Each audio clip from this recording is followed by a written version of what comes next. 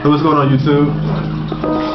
This video is gonna be about what I like to call post-election syndrome. Now, I don't know about where you stay at, but I live in Georgia, which was considered a red state. In other words, the majority of the voters down here voted Republican or for McCain.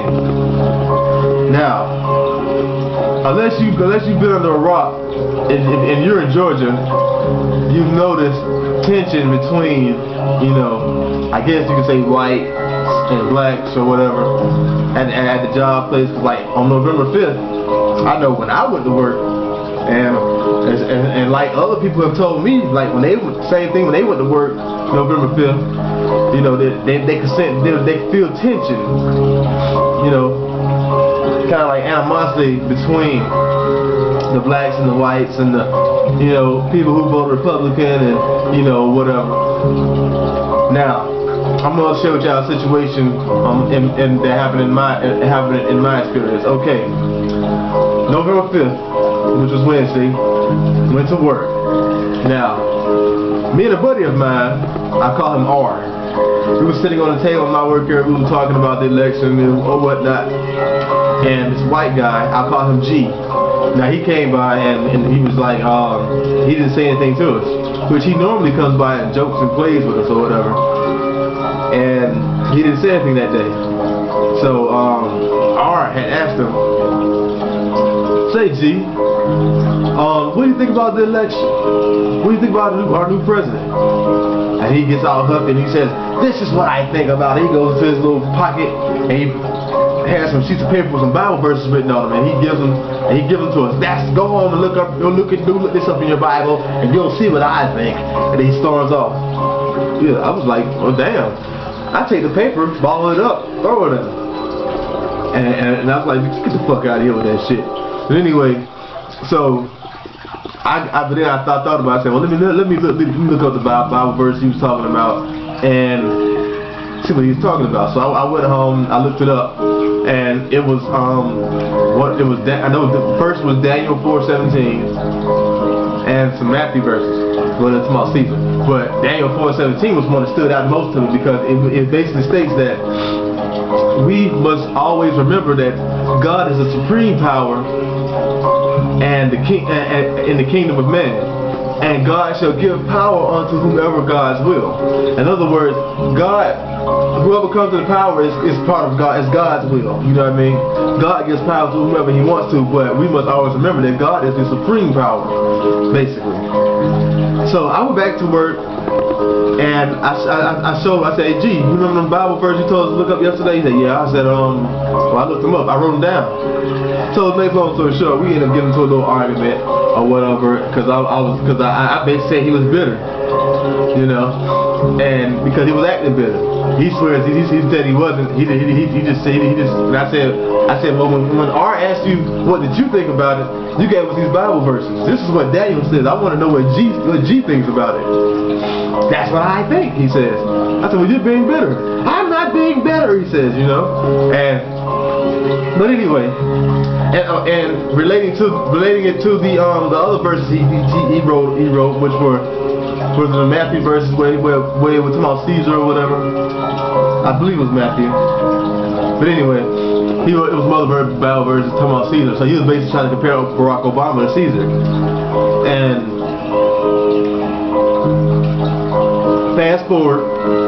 Now this could or could not be related, you know, as far as how G feels, but you start seeing videos coming out about, you know, Barack Obama being the Antichrist.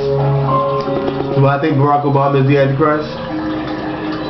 I'm not going to say he is, and I'm not going to say he isn't, because anybody who knows me knows that I don't make accusations like that, you know. I stay away from it. I mean, I look at it like this here. What will be, you know. It's not my place to call it. Now let's talk about what the Antichrist is. Now the Antichrist, according to the Antichrist is only mentioned in the Bible, I say, and maybe like one or two verses or whatever. And anyway,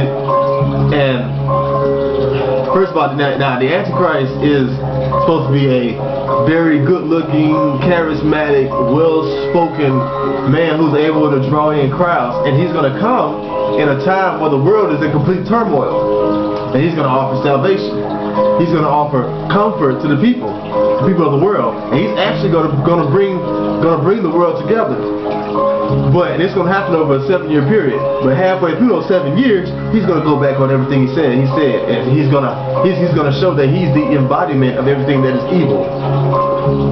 Now, do I think that matches Obama? Yes, Obama's a very handsome man. Yes, he's very charismatic and intelligent. And yes, Obama is able to draw in crowds. But do I think he's an antichrist?